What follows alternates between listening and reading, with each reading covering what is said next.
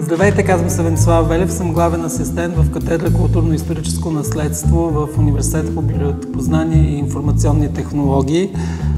Моите интереси са в най-различна степен. По образование съм историк и географ, но част от нещата, с които и към момента се занимавам, са свързани с политиките на ЮНЕСКО по отношение на културно-историческото наследство и най-вече в частта за нематериалното културно наследство, тъй като дълги години съм работил в тази сфера. Извън това, обект на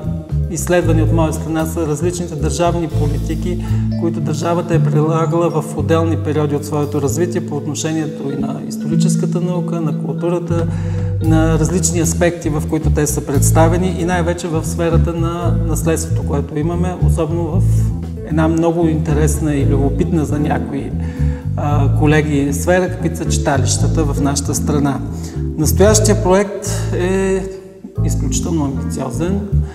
с едно много интересно заглавие, което разкрива и неговата широта и спектъра, в който той ще бъде реализиран. Политики за управление на културно-историческото наследство по отношение на комуникация и социализация чрез обучение. Проект, който се финансира по линията на фонд научни изследвания.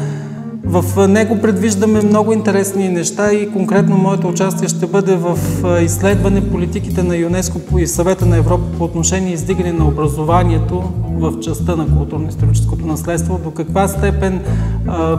чрез образование може да се постигнат онези цели, които и международните организации, а и правителствените организации си поставят при изследване, опазване и социализиране на културно-историческото наследство. Също така аз ще се включа и в една доста амбициозна задача, която по проекта е изготвяне на едни препоръки, които в проектната документация са с името наръчник, но по-скоро те ще бъдат препоръки, в които ще се опитаме да споделим чуждия добър опит, да потърсиме добри практики от сродни на нас организации, именно в областта на обучението в контекста на цялостното културно-историческо наследство.